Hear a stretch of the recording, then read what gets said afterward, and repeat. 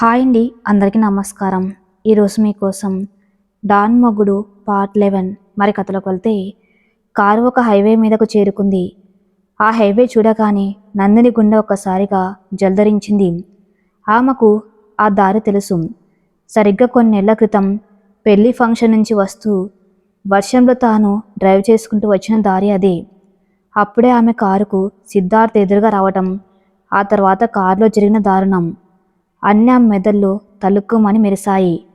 ఆమె చేతులు వణకటం ప్రారంభించాయి. సిద్ధార్థ్ కారును సరిగ్గా ఆనాటి యాక్సిడెంట్ జరిగిన చోట ఆపాడు. సన్నగా వర్షపు చినుకులు రాలడం మొదలైంది. వాతావరణం అచ్చం ఆనాటి రాత్రిలాగానే ఉంది. కానీ అప్పుడు ఆకాశంలో భయంకరమైన ఉరుములు ఉంటే ఇప్పుడు చల్లటి ప్రశాంతత ఉంది.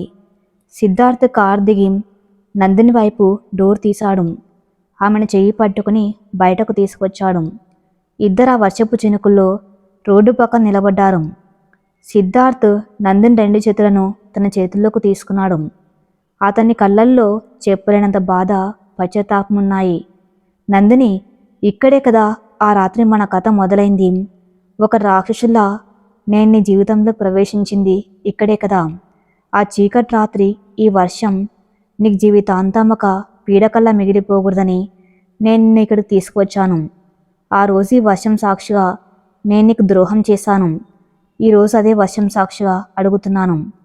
ఆ ద్రోహాన్ని పూర్తిగా క్షమించి వాడి చేతిలో నీ జీవితాన్ని పెట్టడానికి నీ మనసు అంగీకరిస్తుందా? నందిని కళ్ళల్లోంచి రాలుతున్న కన్నీళ్లు ఆ వర్షపు చినుకుల్లో కలిసిపోతున్నాయి. ఒకప్పటి ఆ భయానక ప్రదేశంలో నిలబడి ఉన్నా ఇప్పుడు ఆమెకు ఎలాంటి భయం లేదు. సిద్ధార్థ్ కళ్ళల్లో ఉన్న స్వచ్ఛత ఆ మనసులోని పాత గాయాలను శాశ్వతంగా మాన్పేసింది. ఆ రోజు వర్షం నా జీవితంలో ఒక తుఫాను తెచ్చింది సిద్ధార్థ్, నిజమే. ఆ తుఫాన్లో నేను నా సర్వస్వాన్ని కోల్పోయినట్లు ఫీల్ అయ్యాను. కానీ ఆ తుఫాను ముగిశాక వచ్చిన వెలుగు నువ్వే. ఒక నేరస్తుడిగా మొదలైన నీ ప్రయాణం నా ఆత్మాభిమానాన్ని కాపాడే క్రమంలో ఒక దేవుడిగా ముగిసింది. ఈరోజు ఈ వర్షం ఒక శాపం కా సిద్ధార్థ్, మన ప్రేమకు ప్రకృతి ఇస్తున్న ఆశీర్వాదం. గతాన్ని వర్షంలో కడిగేద్దాం.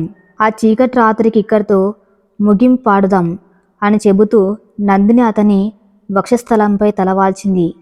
సిద్ధార్థ్ ఆమెను ఆప్యాయంగా తన చేతుల్లో బంధించాడు. ఆ క్షణంలో అతని ఆత్మకు పట్టిన పాపపు మకిలి పూర్తిగా తొలగిపోయింది. ఇద్దరు హృదయాలు ఒకే లయతో కొట్టుకుంటున్నాయి. ప్రకృతి కూడా ఆ ఇద్దరి ప్రేమకు సాక్ష్యంగా సన్నగా కురుస్తూనే ఉంది. గతపు పీడకలు శాశ్వతంగా కనుమరుగయ్యాయి. అలా కొంతసేపు ఆ వర్షంలో నిలబడి గతాన్ని మట్టిలో కలిపేసిన ఇద్దరు కారులో తిరిగి నగరానికి ప్రయాణమయ్యారు. కారులో వాతావరణం ఇప్పుడు ఎంతో ఆహ్లాదకరంగా, ఉత్సాహంగా ఉంది. నందిని ముఖంలో ఓ కొత్త పెళ్లి కూతురి కల వచ్చేసింది. మరుసటి రోజు ఉదయం వర్మ మాన్షన్లో పెళ్లి పనులు లాంఛనంగా ప్రారంభమయ్యాయి. విశ్వనాథ్ గారు స్వయంగా బ్రాహ్మణులను పిలిపించి ముహూర్తాలు పెట్టించారు. నగరంలోని కోటీశ్వర్లందరికీ ఆహ్వాన పత్రికలు సిద్ధమవుతున్నాయి. ఈసారి పెళ్లి కార్డు మీద వర్మ గ్రూప్స్ వారసుడు సిద్ధార్థ్ వర్మ, సంజీవని హాస్పిటల్ డాక్టర్ నందిని అని గర్వంగా అచ్చు వేయించారు విశ్వనాథ్ గారు. నందిని అపార్ట్మెంట్లో కూడా పెళ్లి సందడి నెలకొంది. పార్వతమ్మ సంబరాలకు అవధులు లేవు. ఇల్లంతా మామిడి తోరణాలతో అలంకరిస్తుంది. నందిని తోటి డాక్టర్లు, సుబ్బారావు గారు అందరూ పెళ్లి పనుల్లో సహాయం చేస్తున్నారు. అప్పుడే పార్వతమ్మ దగ్గరకు వచ్చిన నందిని, పార్వతమ్మ, నా పెళ్లికి పెద్ద దిక్కుగా ఉండి నన్ను కన్యాదానం చేయవలసింది నువ్వే. నా నాన్నగారి తర్వాత నాకు నువ్వే అంతర్దానివి అని ఎంతో ప్రేమగా చెప్పింది. ఆ మాటలకు పార్వతమ్మ కన్నీళ్లు పెట్టుకుని, అదేంటమ్మా, నేను ఒక పని మనిషిని, అంత పెద్ద కోటీశ్వర్ల పెళ్లిలో నేను కన్యాదానం చేస్తే వాళ్ళు ఏమనుకుంటారు అని సంకోచించింది. నందిని నవ్వి, మనసుల కంటే అంతస్తులు గొప్పవి కాదని వాళ్ళకెప్పుడూ అర్థమైపోయింది పార్వతమ్మ. విశ్వనాథ్ గారి స్వయంగా ఈ మాట చెప్పారు. నువ్వే నా తల్లివి తండ్రివి అని ఆవిడ చేతులు పట్టుకుంది. కానీ ఆనందాల నడుమ ఒక చిన్న అసంపూర్ణత సిద్ధార్థును ఇంకా వేధిస్తుంది. తన నందినికి ఎంతో అన్యాయం చేశాడు, ప్రాయచిత్తం చేసుకున్నాడు. ఆమె క్షమించింది, కానీ తన డ్రగ్స్ అలవాటు వల్లే కదా ఆ దారుణం జరిగింది. భవిష్యత్తులో ఏ ఒక్క రోజైనా, ఏ చిన్న క్షణంలోనైనా తన పాత స్నేహితులు కానీ లేదా ఆ చీకటి ప్రపంచం తాలూకు నీడలు కానీ నందిని ఇబ్బంది పెట్టకూడదని అతని గట్టిగా నిర్ణయించుకున్నాడు. తన పెళ్లికి ముందు తన జీవితంలో ఉన్న ప్రతి చెత్తను శాశ్వతంగా శుభ్రం చేసుకోవాలని అతను ఒక రహస్య ప్రణాళిక వేశాడు. ఆనాటి పార్టీలో తనకు డ్రగ్స్ ఇచ్చిన పాత స్నేహితుల మూట ఇంకా నగరంలో స్వేచ్ఛగా తిరుగుతుంది. వాళ్ళను వదిలేస్తే రేపు ఇంకెవరి జీవితమైనా నాశనం కావచ్చు. నా నందిని జీవితంలోకి అడుగు పెట్టే ముందు నా గతానికి సంబంధించిన ఏ చీకటి నీడు మిగలకూడదు అని కిరణ్ని పిలిచాడు సిద్ధార్థ్. కిరణ్ పెళ్లికింకా 3 రోజుల సమయం ఉంది. ఈలోపు మనం ఒక ఆపరేషన్ ముగించాలి. ఆ రోజు నాకు పార్టీలో డ్రగ్స్ ఇచ్చిన ముఠాను ట్రాక్ చేయి. వాళ్ళ ఆట కట్టించడానికి పోలీసులతో కలిసి నేను స్వయంగా రంగంలోకి దిగుతాను అని కఠినంగా ఆదేశించాడు. సిద్ధార్థ్ కళ్ళల్లో ఉన్న ఆ కొత్త బాధ్యతను చూసి కిరణ్ గర్వపడ్డాడు. నందిని ప్రేమ సిద్ధార్థుని కేవలం ఒక మంచి భర్తగా మాత్రమే కాదు, ఒక బాధ్యతాయుతమైన పౌరుడిగా కూడా మార్చింది.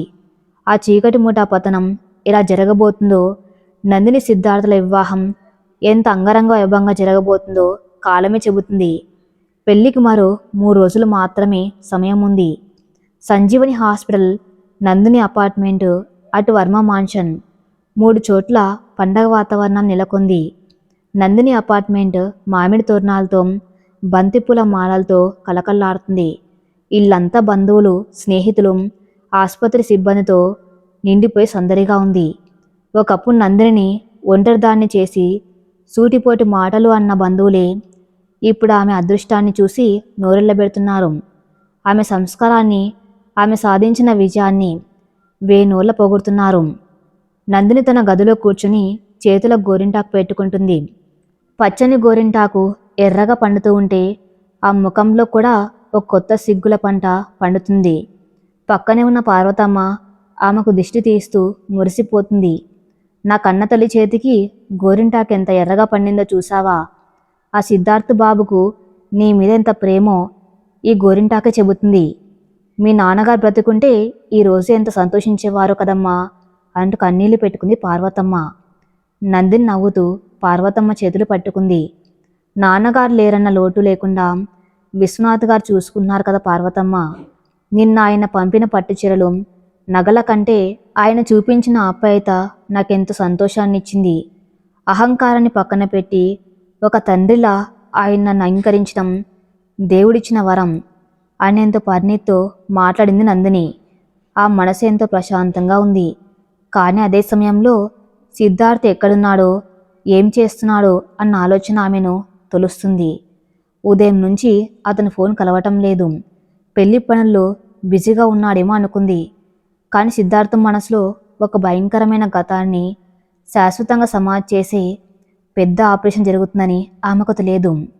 ఇదిలా ఉండగా నగరంలోని పోలీస్ కమిషనర్ ఆఫీసులో వాతావరణం ఎంతో ఉత్కంఠభరితంగా ఉంది. కమిషనర్ హరీష్ ఎదురుగా సిద్ధార్థ్, కిరణ్ కూర్చుని ఉన్నారు.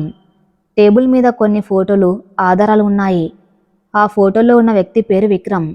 నగరంలోని ఒక పెద్ద రాజకీయ నాయకుడి కొడుకు. పైకి ఎంతో పద్ధతిగా కనిపించే విక్రమ్ వెనుక ఒక చీకటి సామ్రాజ్యం ఉంది. విదేశాల నుంచి అత్యంత ఖరీదైన ప్రమాదకరమైన డ్రగ్స్ను దిగుమతి చేసుకుని నగరంలోని కోటీశ్వర్ల పిల్లలకు సప్లై చేసే అతిపెద్ద సిండికేట్కు వారి నాయకుడు. సరిగ్గా 6 నెలల క్రితం ఆ వర్షపు రాత్రి 5 స్టార్ హోటల్లో జరిగిన పార్టీలో సిద్ధార్థ్ డ్రింకులో హైడోస్ డ్రగ్స్ కలిపింది ఈ విక్రమే. కమిషనర్ సార్, నాకు ఆ రాత్రి డ్రగ్స్ ఇచ్చింది వీడేనని నాకు పక్కగా తెలుసు. కమిషనర్ హరీష్ గారు సిద్ధార్థ్ వైపు ఆరాధనగా చూశారు. వర్మ గారు విక్రమ్ లాంటి వాడిని పట్టుకోవడం మాకు కూడా పెద్ద ఛాలెంజ్. వాడి వెనక పెద్ద పొలిటికల్ సపోర్ట్ ఉంది. సరైన ఆధారం లేకుండా వాడిని అరెస్ట్ చేస్తే రేపు ఉదయానికల్లా వాడి తండ్రి వాడిని బెయిల్ మీద బయటకు తీసుకొస్తాడు. వాడిని రెడ్ హ్యాండెడ్గా వాడి నేరాన్ని వాడే స్వయంగా ఒప్పుకునేలా పట్టుకోవాలి. కానీ వాడు చాలా తెలివైనవాడు. సిద్ధార్థ్ పెదవులపై ఒక కుట్లమైన నవ్వు వెలిసింది. ఆ నవ్వు చూసి కిరణ్కి అర్థమైంది విక్రమ్ కథ మిగిసిపోయిందని. వాడు తెలివైనవాడు కాబట్టే వాడిగోని రెచ్చగొట్టాల్సా? ఈరోజు రాత్రి నా బ్యాచిలర్ పార్టీని ఒక ప్రైవేట్ యార్డ్లో అరేంజ్ చేశాను. ఆ పార్టీకి నేను విక్రమ్ను ఆహ్వానించాను. ఇన్నాళ్ళు నేను వాడికి దూరంగా ఉన్నానని, మళ్ళీ ఆ పాత స్నేహాన్ని కంటిన్యూ చేద్దామని చెప్పి నమ్మించాను. నా పెళ్లి ముందే ఓ గ్రాండ్ సెలబ్రేషన్ కావాలని వాడి దగ్గర ఉన్న స్పెషల్ స్టాఫ్ తీసుకురమ్మని అడిగాను. వాడు తప్పకుండా వస్తాడు. మీరు మీ టీంను మఫ్టీలో ఆ యాడ్ చుట్టూ ఉంచండి. లోపల నేను వారితో నిజం చెప్పిస్తాను. అప్పుడు మీరు రంగంలోకి దిగండి అని తన వ్యూహాన్ని వివరించాడు సిద్ధార్థ్. కమిషనర్ సరేనని తల ఊపాడు.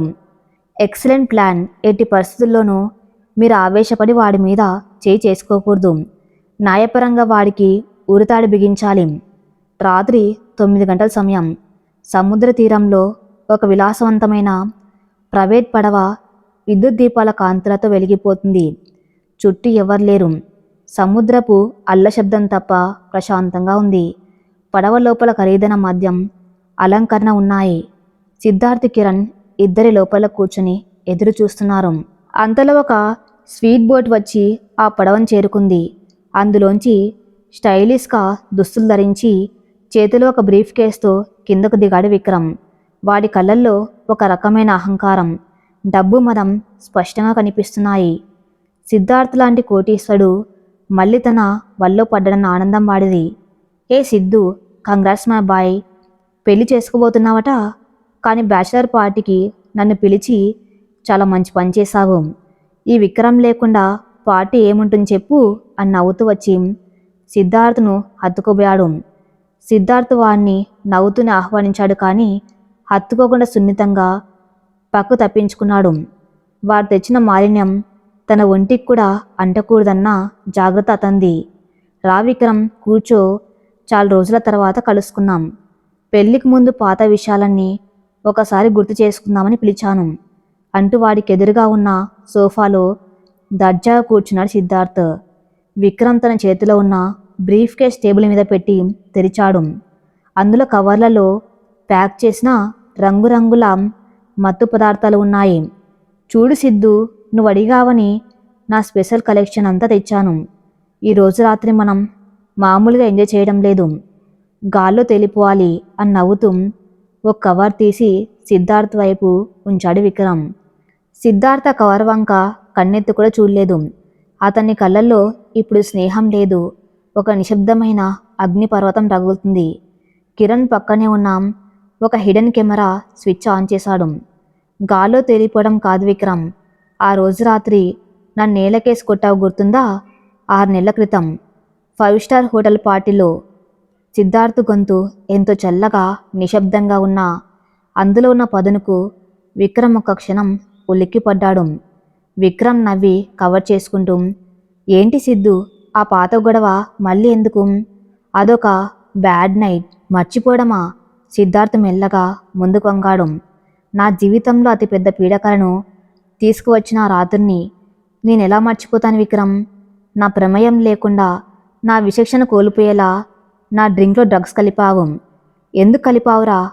నా బిజినెస్ ఫండ్స్ని ఇల్లీగల్ దందాకి ఇవ్వలేదనా, లేక నా ఎదుగుదల చూసి తట్టుకోలేకపోయినావా? విక్రమ్ ఈగో హర్ట్ అయింది. వాడికి తన బలం మీద ఉన్న అతి విశ్వాసంతో కెమెరాలు ఉన్నాయన్న భయం లేకుండా పచ్చి నిజం ఒప్పుకోవడం ప్రారంభించాడు. అవునరా, నేనే కలిపాను. ఏం పీక్కుంటావు ఇప్పుడు? నువ్వెంత గొప్ప కోటీశ్వరుడు అయినా. ఆ రాత్రి ఆ మత్తులో రోడ్డు మీద ఓ కుక్కలా పడిపోయినప్పుడు నా మనసుకి ఎంత ఆనందంగా ఉందో తెలుసా? నా మాట వినని వాడి పరువు ప్రాణం ఉండకూడదు. ఆ హైడోస్ డ్రంక్ ఇచ్చాను. నువ్వు యాక్సిడెంట్ చేసుకుని చస్తావనుకున్నాను, కానీ బతికిపోయావు. ఇప్పుడు మళ్ళీ నన్ను అడుక్కుంటూ నా దగ్గరికి వచ్చావు. దట్ ఈజ్ మై పవర్ అని వికృతంగా నవ్వుతూ అహంకారంతో గొంతు పెంచాడు విక్రమ్. సిద్ధార్థ్ కళ్ళు కోపంతో ఎర్రబడ్డాయి. ఆ రాత్రి వాడు చేసిన పని వల్ల తన నందిని ఎంత దారుణంగా గాయపరిచాడో అతనికి గుర్తొచ్చింది. వాడిని అక్కడికక్కడే కొట్టి చంపాలి అన్నంత ఆవేశం వచ్చింది. సిద్ధార్థ్ పిడికిలి బిగించాడు. కానీ నందినికి తానిచ్చిన మాట గుర్తొచ్చింది. నేనొక మనిషిగా మారాలి, నా ఆవేశం నా జీవితాన్ని నాశనం చేయకూడదు. తన కోపాన్ని పూర్తిగా అదుపు చేసుకున్నాడు. నీ పవర్ కాదురా విక్రమ్, నీ మూర్ఖత్వం. ఆ రాత్రి నువ్వు నన్ను చంపాలనుకున్నావు, కానీ దేవుడు నాకు పునర్జన్మ ఇచ్చాడు. ఆ పునర్జన్మ పేరు నందిని. ఆమె నా జీవితంలోకి వచ్చాక నాలో ఉన్న రాక్షసుడు చచ్చిపోయాడు, కానీ నీలో ఉన్న మృగం మాత్రం అలాగే ఉంది. దాన్ని అంతం చేయడానికి నిన్నిక్కడికి రప్పించాను అని సిద్ధార్థ ఎంతో ప్రశాంతంగా కానీ రాయసం ముట్టిపడేలా చెప్పాడు. విక్రమ్ అయోమయంగా చూశాడు. ఏంట్రా మాట్లాడుతున్నావు? నన్ను అంతం చేస్తావా? నువ్వు నా మీద చెయ్యి కూడా వేయలేవు. నేను నీ మీద చెయ్యి వేయవలసిన అవసరం లేదు విక్రమ్. చట్టం తన పని తను చేస్తుంది అంటే సిద్ధార్థ్ కిరణ్ వైపు సైగ చేశాడు. మరుక్షణమే ఆ పడవ చుట్టూ 3 పోలీసు స్పీడ్ బోట్స్ వచ్చి ఆగాయి. తుపాకులతో యూనిఫామ్లో ఉన్న పోలీస్ కమాండోలు పడవలను చుట్టుముట్టారు. కమిషనర్ హారిస్ గారు దర్జాగా లోపలికి వచ్చారు. విక్రమ్ ముఖంలో నెత్తురు చుక్కలేదు. వాడి కళ్ళల్లో భయం స్పష్టంగా కనిపిస్తుంది. బ్రీఫ్ కేస్ తీసుకొని పారిపోవడానికి ప్రయత్నించాడు, కానీ పోలీసులు వాడిని పట్టుకొని చేతులకు బేడీలు వేశారు. నువ్వు నాకు ద్రోహం చేశావు సిద్ధు. నా వెనక నాన్న ఉన్నాడు. నేను రేపే బయటకు వస్తాను అని గట్టిగా అరిచాడు విక్రమ్. కమిషనర్ హారిస్ వాడి కాలర్ పట్టుకుని, నీ నాన్నకు కూడా ఉరితారు రెడీ అవుతుంది విక్రమ్. కెమెరా ముందు నువ్వు చేసిన కన్ఫెషన్, నీ బ్రీఫ్ కేసులో ఉన్న డ్రగ్స్ నిన్ను కనీసం 10 ఏళ్ళు జైల్లో ఉంచుతాయి. టేక్ హిమ్ అవే అని ఆర్డర్ వేశాడు. విక్రమ్ను పోలీసులు లాక్కొని వెళ్ళిపోయారు. ఆ పడవలో మళ్ళీ నిశ్శబ్దం ఆవహించింది. సిద్ధార్థ్ సముద్రం వైపు చూస్తూ ఒక దీర్ఘమైన నిట్టూర్పు ఇడిచాడు. తన గతం తాలూకు చివరి చీకటి మచ్చ కూడా కడిగివేయబడింది. తన మనసు ఇప్పుడు ఒక స్వచ్ఛమైన అద్దంలా మారింది. ఏ నేరస్తు నీడ కూడా ఇక తన నందిని జీవితం మీద పడదు. Thank you sir. సిద్ధార్థ్ కమిషనర్తో చేతులు కలిపాడు. You are a gentleman Siddharth. మీలాంటి వాళ్ళు సమాజానికి చాలా అవసరం. కంగ్రాట్స్ ఫర్ యువర్ వెడ్డింగ్ అని కమిషనర్ అక్కడి నుంచి వెళ్ళిపోయారు. రాత్రి 11 గంటలు. నందిని తన అపార్ట్మెంట్లో మేడ మీద ఒంటరిగా నిలబడి ఆకాశం వైపు చూస్తుంది. చల్లటి గాలి వేస్తుంది. చేతికి ఉన్న గోరింటాకు అప్పుడే ఆరిపోయింది. మనసులో సిద్ధార్థ ఆలోచనలు అలాగే ఉన్నాయి. అప్పుడే వెనక నుంచి అడుగుల చెప్పుడు. వెనక్కి తిరిగి చూసిన నందిని ఆశ్చర్యపోయింది. అక్కడ నిలబడి ఉన్నాడు సిద్ధార్థ్. అతని కళ్ళల్లో ఒకప్పటి అపరాధ భావం లేదు. ఒక నిర్మలమైన ప్రశాంతమైన ప్రేమ మాత్రమే ఉంది. సిద్ధార్థ్, ఇంత రాత్రిపూట ఏంటి ఇక్కడికి వచ్చావు అని ఆశ్చర్యంగా అడిగింది. సిద్ధార్థ్ నెమ్మదిగా నడుచుకుంటూ వచ్చి ఆమె చేతులను తన చేతుల్లోకి తీసుకున్నాడు. నీ జీవితంలోకి శాశ్వతంగా అడుగు పెట్టే ముందు నా ఆత్మకు పట్టిన చివరి మకిలిని కూడా కడిగేసుకొని రావాలని వెళ్ళాను నందిని. ఆ రాత్రి నాకు డ్రగ్స్ ఇచ్చి నా విచక్షణ కోల్పోయేలా చేసిన ఆ ముఠాని రోజు పోలీసులకు పట్టించాను. వాళ్ళు నాశనమయ్యారు. ఇక నా గతం నుంచి ఎలాంటి చీకటి నీడు నన్ను తాకదు. నా మనసు ఇప్పుడు పూర్తిగా నీ కోసమే. ఒక స్వచ్ఛమైన మనిషిగా నీ ముందు నిలబడాలన్న నా తపని రోజు తీరింది. ఆ మాటలు వింటూ ఉంటే నందిని గుండెల్లో పొంగుకొచ్చిన ఆనందం అంతా ఇంత కాదు. ఒక మనిషి తన ప్రేమ కోసం తన్ను తాను ఎంతలా సంస్కరించుకున్నాడు చూసి ఆమెకు అతని పట్ల ఉన్న గౌరవం శిఖరాన్ని తాకింది. గతం ఎప్పుడు గడిచిపోయిన సిద్ధార్థం. నీ ప్రేమ ముందు నా గాయాలన్నీ ఎప్పుడు మానిపోయాయి. నువ్వు నా కోసం చేస్తున్న ప్రతి చిన్న పని నిన్ను నాకు మరింత దగ్గర చేస్తుంది. ఇక మీదట మన జీవితంలో ఎలాంటి నిశ్శబ్ద పోరాటాలు వద్దు. కేవలం ప్రేమ మాత్రమే ఉండాలి అని అతని వక్షస్థలంపై తలవాల్చింది నందిని. ఆకాశంలో నక్షత్రాలు వారిద్దరి స్వచ్ఛమైన బంధాన్ని చూసి మురిసిపోతున్నాయి. మరుసటి రోజు పెళ్లికి ముందు రోజు వర్మ మాన్షన్లో సందడి మిన్నంటింది. జాతీయ మీడియా మొత్తం ఆ పెళ్లి కోసమే ఎదురుచూస్తుంది. ఓ కోటీశ్వరుడు ఒక మధ్యతరగతి డాక్టర్ను ఆదర్శ వివాహం చేసుకోబోతున్నాడన్న వార్త నగరం అంతా మారుమోగుతుంది. విశ్వనాథ్ గారు స్వయంగా అన్ని పనులు పర్యవేక్షిస్తున్నారు. ఆయనలోని అహంకారం స్థానంలో ఇప్పుడు ఒక తండ్రికి ఉండే ఆర్ద్రత, కోడల పట్ల గౌరవం నెలకొన్నాయి. నందిని పార్వతమ్మను తీసుకుని వర్మ మాన్షన్కి వచ్చింది. అప్పగింతలు, మెహందీ, సంగీత్ లాంటి ప్రీ వెడ్డింగ్ వేడుకలు ఎంతో వైభవంగా జరుగుతున్నాయి. విశ్వనాథ్ గారు నందిని తన పక్కన కూర్చోబెట్టుకున్నారు. ఆయన చేతిలో ఒక అందమైన పాతకాలపు పెట్టె ఉంది. దాన్ని తెరిచి అందులో ఉన్న ఒక అద్భుతమైన వజ్రాల హారాన్ని బయటకు తీశారు.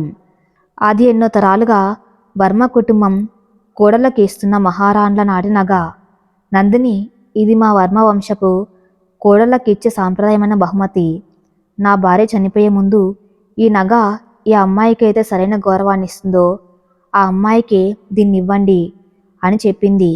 ఇన్నాళ్ళు ఈ నగను ఎవరు వేసుకుంటారా అని భయపడ్డాను. కానీ నా కొడుకు ప్రాణాలను, నా సామ్రాజ్యపు గౌరవాన్ని కాపాడిన నీకంటే ఈ హారానికి తగిన అర్హురాలు మరొకరు లేరు. ఇది నా ఆశీర్వాదం తల్లి అంటూ ఆ హారాన్ని నందిని మెల్ల స్వయంగా అలంకరించారు విశ్వనాథ్ గారు. నందిని కళ్ళు చెమర్చాయి. అంకుల్, ఈ నగ విలువ కన్నా మీరు నాకు ఇచ్చిన ఈ స్థానం చాలా గొప్పది. మీ నమ్మకాన్ని నేను ఎప్పటికీ వమ్ము చేయను అని ఆయన పాదాలకు నమస్కరించింది. అదే సమయంలో కిరణ్ పరుగున అక్కడికి వచ్చాడు. అతని చేతిలో ఒక ఫైలు ఉంది. ముఖంలో ఆనందం, ఉత్సాహం ఉన్నాయి. సిద్ధు, మనం ఏ రోజైతే ఊహించామో అదే జరిగింది. మనకు ఒక గుడ్ న్యూస్ అని గట్టిగా చెప్పాడు కిరణ్. సిద్ధార్థ్, విశ్వనాథ్ గారు ఆశ్చర్యంగా చూశారు. నందిని కూడా ఏంటన్నట్టు చూసింది. ఏమైంది కిరణ్? పెళ్లి హడావిల్లో ఉన్నాం, మళ్ళీ ఏమైనా బిజినెస్ ప్రాబ్లమా అని అడిగాడు సిద్ధార్థ్. ప్రాబ్లం కాదు సిద్ధు, అల్టిమేట్ విక్టరీ. భుజంగం గాడి ఆస్తులన్నీ సీజ్ అయిన విషయం తెలిసిందే కదా.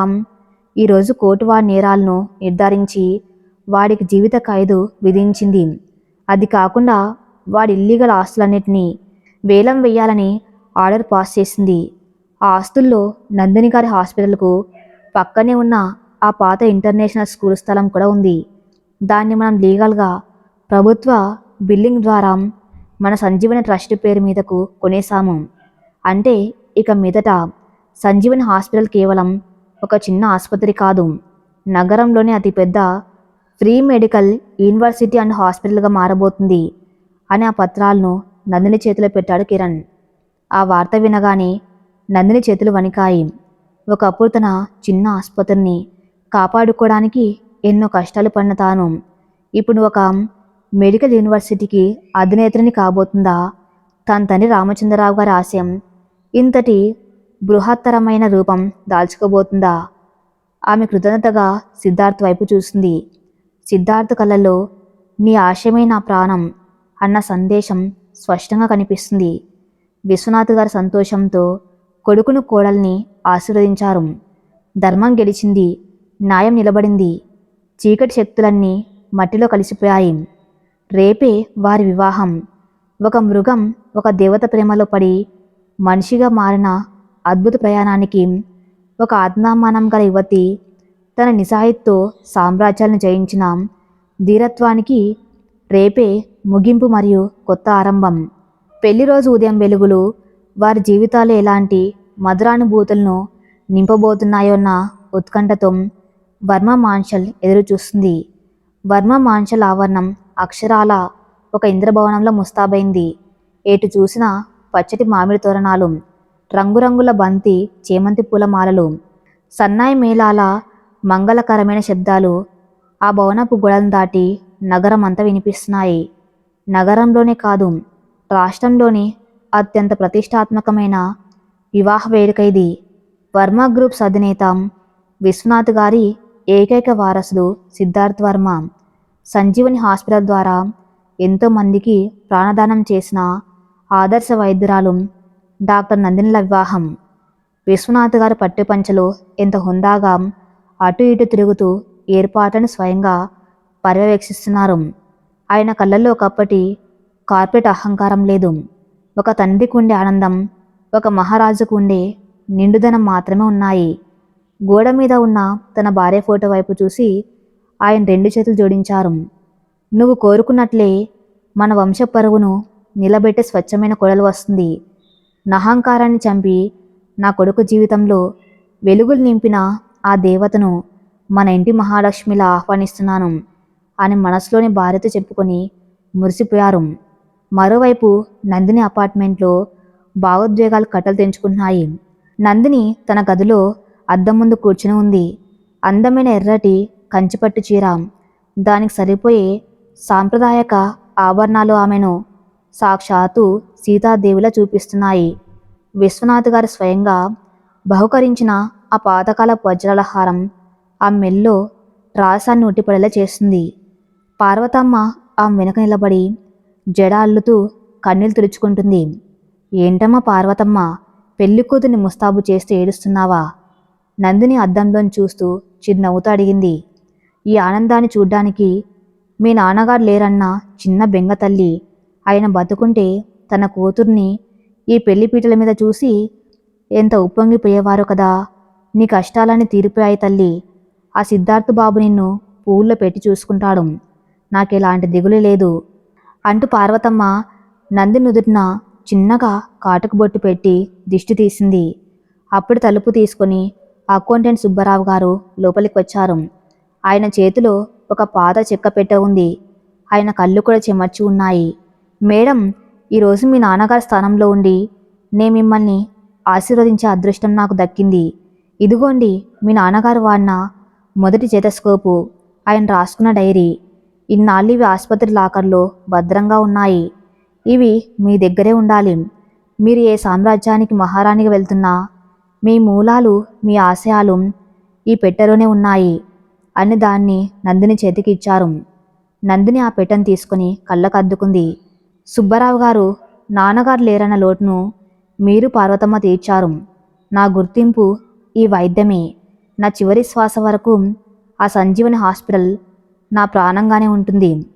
సిద్ధార్థ్ కూడా నా ఆశయాలను గౌరవించే వ్యక్తి కాబట్టి నేను ఈ అడుగులు వేస్తున్నాను అని ఎంతో స్థిరంగా చెప్పింది. సమయం ఉదయం 9 గంటలు. కళ్యాణ మండపం, బంధువులు, స్నేహితులు, నగరంలోని ప్రముఖులతో కిటకిటలాడుతుంది. వేద మంత్రాల ఘోష ఆ ప్రాంగణమంతా మారుమోగుతుంది. పెళ్ళికొడుగ్గా సిద్ధార్థ్ వర్మ వేదిక మీద కూర్చున్నాడు. పట్టు వస్త్రాల్లో అతను ఎంతో తేజస్తో ఉన్నాడు. అతని కళ్ళల్లో చెప్పలేనంత ప్రశాంతత ఉంది. ఒకప్పుడు డ్రగ్స్ మత్తులో, కోపంలో రగిలిపోయిన యువకుడు ఒక ప్రేమ అనే అద్భుతమైన స్పర్శతో పరిపూర్ణమైన మనిషిగా ఎలా మారాడో అతని ముఖం చెబుతుంది. పక్కనే ఉన్న కిరణ్ వాణ్ణి ఆట పట్టిస్తున్నాడు. ఒరే సిద్ధు, నీ అదృష్టం మామూలుది కాదురా. ఆ భుజంగం గాన్ని చిత్తు చేసి ఆ మెడికల్ బోర్డు వాళ్లకు బుద్ధి చెప్పి విక్రమ్ గారిని జైలుకు పంపి ఫైనల్గా నీ ప్రేమను గెలుచుకున్నావు. ఒక సినిమా స్టోరీలా ఉందట్రా నీ లైఫ్ అని కిరణ్ నవ్వుతూ అన్నాడు. సిద్ధార్థ్ చిరునవ్వుతో, నా లైఫ్ సినిమా స్టోరీ కాదు కిరణ్, ఇదొక తపస్సు. ఆ చీకటి రాత్రి నేను చేసిన పాపానికి నా ప్రాణాలను పణంగా పెట్టి నేను చేసిన ప్రాయశ్చిత్తమే ఈరోజు నన్ను ఇక్కడే కూర్చోబెట్టింది. ఆమె నన్ను క్షమించడం నా అదృష్టం అన్నాడు ఎంతో వినయంగా. అంతలో సన్నాయి మేళం హోరు పెరిగింది. అందరి దృష్టి వేదిక వైపు నడిచి వస్తున్న పెళ్లి కూతురు వైపు మళ్ళింది. పార్వతమ్మ తోటి మహిళలు కలిసి నందిని పూలబుట్టల్లో వేదిక మీదకు తీసుకువస్తున్నారు. ఆమె నడకలో, ఆమె వంచిన తల్లో ఒక అద్భుతమైన కులీనత్వం ఉంది. సిద్ధార్థ ఆమెను చూడగానే అతను ఊపిరి ఆగిపోయినంత పనైంది. ఈ ప్రపంచంలో ఆమె కంటే అందమైన, పవిత్రమైన స్త్రీ మరొకరు లేరని అతనికి అనిపించింది. వేదిక మీదకు చేరుకున్న నందిని సిద్ధార్థ్ పక్కన కూర్చుంది. ఇద్దరి మధ్య తెర అడ్డుగా ఉంది. పండితులు మంత్రాలు చదువుతున్నారు. సుముహూర్త సావధాన్ పండితుడి గొంతు వినిపించగానే వాళ్ళ మధ్య ఉన్న తెరను తొలగించారు. నందిని నెమ్మదిగా తల ఎత్తి సిద్ధార్థ్ కళ్ళలోకి చూసింది. ఆ కళ్ళల్లో ఇప్పుడు ఎలాంటి పాత గాయాల ఆనవాళ్ళు లేవు. ద్వేషం లేదు. కేవలం ఒక అంతులేని ఆరాధన, పరిపూర్ణమైన నమ్మకం మాత్రమే ఉన్నాయి. జీలకర్ర బెల్లం ఒకరి తల మీద ఒకరు పెట్టుకున్నారు. ఆ క్షణంలో వారిద్దరు హృదయాలు ఒకటయ్యాయి. ఒక మృగాన్ని తన ప్రేమతో మనిషిగా మార్చిన ఒక యువ సాధించిన అద్భుత విజయం అది. విశ్వనాథ్ గారు స్వయంగా వచ్చి నందిని పాదాలు కడిగి కన్యాదానం చేశారు. ఒక అపర కోటీశ్వరుడు తన అహంకారాన్ని పక్కన పెట్టి ఒక సామాన్య డాక్టర్కు కన్యాదానం చేయటం అక్కడున్న వారందరినీ ఆశ్చర్యానికి గురిచేసింది. మంగళ వాయిద్యాలు మారుమోగుతూ ఉండగా సిద్ధార్థ్ నందిని మెడలో 3 ముళ్ళు వేశాడు. ఆ పవిత్రమైన మాంగళ్యం ఆ మెడను తాగ్గానే నందిని కళ్ళల్లోంచి ఆనంద బాష్పాలు రాలాయి. ఇద్దరు ఒకరి తల మీద ఒకరు తలంబ్రాలు పోసుకుంటూ నవ్వుకుంటూ తమ కొత్త జీవితానికి స్వాగతం పలికారు. అగ్ని సాక్షిగా 7 అడుగులు వేశారు. ఆ 7 అడుగుల్లో సిద్ధార్థ్ మనసులోనే ఆమెకేడు ప్రమాణాలు చేశాడు. నీ కంట కన్నీరు రానివ్వను, నీ ఆశయాలకు అడ్డు రాను, నీ ఆత్మాభిమానాన్ని ఎప్పటికి కాపాడతాను. వివాహ వేడుక ఎంతో అంగరంగ వైభవంగా ముగిసింది. నగరంలోని కోటీశ్వర్లు, మంత్రులు, రాజకీయ నాయకులు అందరూ వచ్చేసి నూతన వధూవరులను ఆశీర్వదించారు. ఒకప్పుడు నందిని అవమానించిన డాక్టర్ అరవింద్ లాంటి వాళ్ళు కూడా ఇప్పుడు ఆమె స్థానాన్ని చూసి తలదించుకొని నమస్కరించి వెళ్ళారు. ధర్మం, నిజాయితీ ఎప్పటికైనా ఉన్నత స్థానంలోనే నిలబడతాయని నందిని నిరూపించింది. కానీ సముద్రం పైకి ప్రశాంతం కనిపిస్తున్నా దాని అడుగున ఎప్పుడు ఒక భయంకరమైన అగ్నిపర్వతం రగులుతూనే ఉంటుంది. ఆ వర్మ మాన్షన్లో పెళ్లి వేడుకలు సంతోషంగా జరుగుతూ ఉండగా నగరంలోని మరొక మూల ఒక భయంకరమైన తుఫాను రూపుదిద్దుకుంటుంది. రాష్ట్ర ప్రభుత్వంలో అత్యంత శక్తివంతమైన మంత్రి హోంశాఖ మంత్రి రుద్రప్రతాప్ బంగ్లాది. ఆ బంగ్లా చుట్టూ వందలాది మంది సాయుధులైన పోలీసులు, ప్రైవేట్ గూండాలు కాపలా ఉన్నారు. లోపల విశాలమైన హాల్లో రుద్రప్రతాప్ ఒక సింహంలా అటు ఇటు పాచర్లు చేస్తున్నాడు. అతని ముఖం కోపంతో ఎర్రబడింది. కళ్ళు నిప్పులు చెరుగుతున్నాయి. టేబుల్ మీద ఉన్న గాజు గ్లాసును తన చేత్తోనే గట్టిగా నలిపేశాడు. గాజు ముక్కలు గుచ్చుకొని రక్తం కారుతున్నా అతనికి పట్టింపు లేదు. అతని ఎదురుగా నగర పోలీస్ కమిషనర్ హరీష్ తలదించుకొని నిలబడి ఉన్నాడు. ఏంటి కమిషనర్, నా కొడుకు ఈ రాష్ట్ర హోంమంత్రి ఏకైక వారసుడు విక్రమ్ను నా పర్మిషన్ లేకుండా అరెస్ట్ చేసి జైల్లో పెడతారా? వాడి మీద డ్రగ్స్ కేసు పెట్టి నా పరువు బజార్న పడేస్తారా? ఎంత ధైర్యం మీకు? రుద్రప్రతాప్ గొంతు ఆ బంగ్లాను వణికిస్తుంది. కమిషనర్ భయపడుతూనే, సార్, మాకు వేరే దారి లేకపోయింది. విక్రమ్ స్వయంగా డ్రగ్స్ తీసుకుంటూ దొరికిపోయాడు. వాడి కన్ఫెషన్ వీడియో నేషనల్ మీడియా వాళ్ళ చేతికి కూడా వెళ్ళిపోయింది. ఇప్పుడు మేము వాణ్ణి వదిలేస్తే ప్రభుత్వం మీద తీవ్రమైన విమర్శలు వస్తాయి. కేంద్రం నుంచి కూడా ప్రెజర్ ఉంది సార్ అని వివరణ ఇచ్చుకున్నాడు. రుద్రప్రతాప్ కోపంతో టేబుల్ మీద ఉన్న ఫైల్స్ అన్నిటినీ కిందకు విసిరికొట్టాడు. మీడియాకు ఎవరిచ్చారా వీడియో? ఆ యాట్లోకి నా కొడుకుని రప్పించి వాణ్ణి బురిడి కొట్టించి అరెస్ట్ చేయించిన ఆ నా కొడుకు ఎవరు? కమిషనర్ కొద్దిగా సంకోచిస్తూ, Varma group chairman Siddharth Varma sir. వాళ్ళిద్దరికీ పాత పగలు ఉన్నాయి. సిద్ధార్థ్ స్వయంగా వాణ్ణి ట్రాప్ చేసి మాకు పట్టించాడు. ఆ పేరు వినగానే రుద్రప్రతాప్ కళ్ళల్లో ఒక రాక్షత్వం, ఒక తీరని పగ కట్టలు తెంచుకున్నాయి. సిద్ధార్థ్ వర్మ వాడు ఒక సామాన్యమైన బిజినెస్ మ్యాన్. నా చేతిలో కీలుబొమ్మలా ఉండవలసిన వాడు నా కొడుకుని జైలుకి పంపుతాడా? వాడిప్పుడు పెళ్లి చేసుకుని సంబరాల్లో ఉన్నాడని నాకు తెలుసు. వాడి సామ్రాజ్యాన్ని, వాడి నవ్వులను, వాడు కట్టుకున్న ఆ పెళ్ళాన్ని అందరినీ నాశనం చేస్తాను. ఈ రుద్రప్రతాప్ అంటే ఏంటో ఆ వర్మ కుటుంబానికి చూపిస్తాను అని గర్జించాడు. రుద్రప్రతాప్ వెనకాల నిలబడి ఉన్న ఒక వ్యక్తి నెమ్మదిగా ముందుకొచ్చాడు. అతను మరెవరో కాదు, జైలుకు వెళ్ళిన భుజంగం కుడి భుజమైన ప్రతాప్. భుజంగం అరెస్ట్ అయిన తర్వాత ప్రతాప్ తెలివిగా తప్పించుకుని ఇప్పుడు మంత్రి రుద్రప్రతాప్ పంచన చేరాడు. సా, ప్రతాప్ కుట్లంగా నవ్వుతూ అన్నాడు. ఆ సిద్ధార్థ్ వర్మను దెబ్బతీయాలంటే వాడి బిజినెస్ మీద దాడి చేయడం కన్నా వాడి ప్రాణమైన వాడి భార్య మీద, ఆ డాక్టర్ నందిని మీద దాడి చేయాలి. వాళ్ళిప్పుడు ఆ సంజీవని హాస్పిటల్ స్థలాన్ని, పక్కన ఉన్న గుడి స్థలాన్ని కలుపుకొని ఒక పెద్ద మెడికల్ యూనివర్సిటీ కట్టాలని ప్లాన్ చేస్తున్నారు. దానికి 100 కోట్లు ఇన్వెస్ట్ చేస్తున్నారు. ఆ యూనివర్సిటీ కళ గనక నాశనమైతే ఆ నందిని ప్రాణాలు వదులుతుంది. ఆమె ఏడుస్తూ ఉంటే ఆ సిద్ధార్థ్ వర్మ చచ్చిన పాములా మారిపోతాడు. రుద్రప్రతాప్ కళ్ళల్లో ఓ క్రూరమైన ఆనందం కనిపించింది. Good idea Pratap. ఆ మెడికల్ యూనివర్సిటీకి సంబంధించిన ప్రభుత్వ పర్మిషన్లు అన్నీ నా చేతిలోనే ఉన్నాయి కదా. ఆ స్థలం వెనక ఉన్న పాత గుడి రికార్డ్స్ను తారుమారు చేసి దాన్ని ఒక వివాదాస్పద స్థలంగా మారుస్తాను. నా కొడుకుని జైలుకు పంపించినందుకు వాళ్లకు పెళ్లి కానుక నరకాన్ని చూపిస్తాను. రాజకీయ అధికార బలం తోడైతే పగ ఎంత భయంకరంగా మారుతుందో ఆ క్షణం నిరూపిస్తుంది.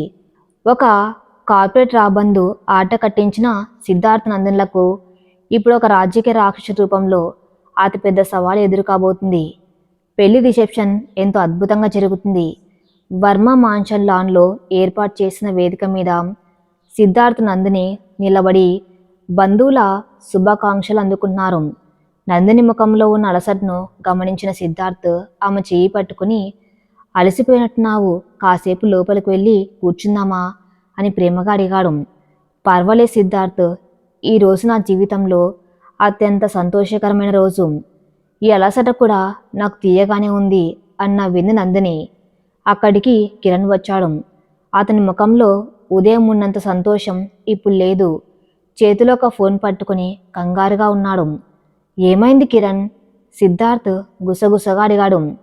కిరణ్ సిద్ధార్థ్ను పక్కకు తీసుకువెళ్ళి, సిద్ధు, ఇప్పుడే మన పోలీస్ సోర్సెస్ నుంచి ఇన్ఫర్మేషన్ వచ్చింది.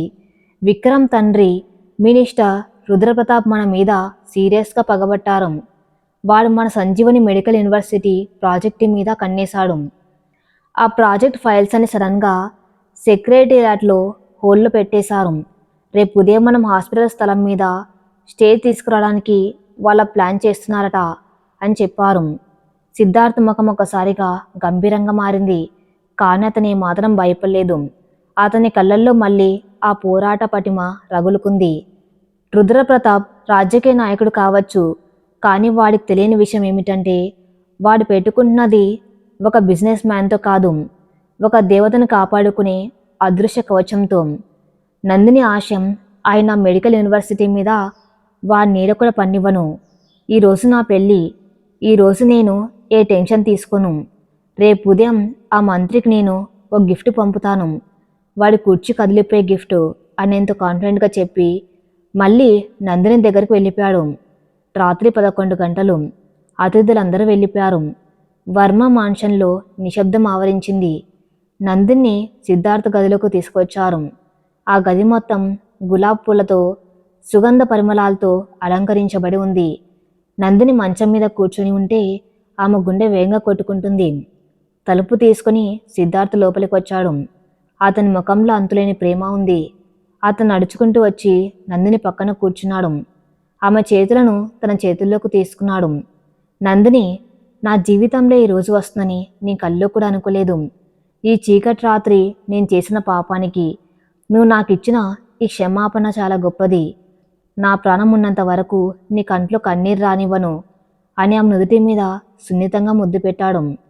నందిని అతని భుజం మీద తలవాల్చి, ఆ గాయాలు ఎప్పుడు మానిపోయాయి సిద్ధార్థ్. మన ముందు ఒక అద్భుతమైన భవిష్యత్తు ఉంది. సంజీవని మెడికల్ యూనివర్సిటీ ద్వారా లక్షలాది మందికి మనం సేవ చేయాలి. అదే నా కళ అని ఆనందంగా చెప్పింది. సిద్ధార్థ్ ఆమెను ఆప్యాయంగా హత్తుకున్నాడు. ఆమె కళల్లోకి ఎట్టి పరిస్థితుల్లోనూ రుద్రప్రతాప్ నీడను రానివ్వకూడదని అతని మనసులోని మరోసారి గట్టిగా ప్రతిజ్ఞ చేసుకున్నాడు. వారిద్దరి మౌనం ఆ రాత్రి ఒక అందమైన ప్రేమ కావ్యంగా మారింది. కానీ ఉదయం రాబోయే ఆ పొలిటికల్ తుఫాను వారి ప్రేమను, వారి ఆశయాలను ఎంతవరకు పరీక్షిస్తుందో అన్నది వారి ముందున్న కొత్త సవాలు. మరి తర్వాత ఏం జరగబోతుందో నెక్స్ట్ పార్ట్లో చూద్దాం. నెక్స్ట్ పార్ట్ కోసం నా ఛానల్ని ఫాలో అవుతూనండి. Thank you for listening.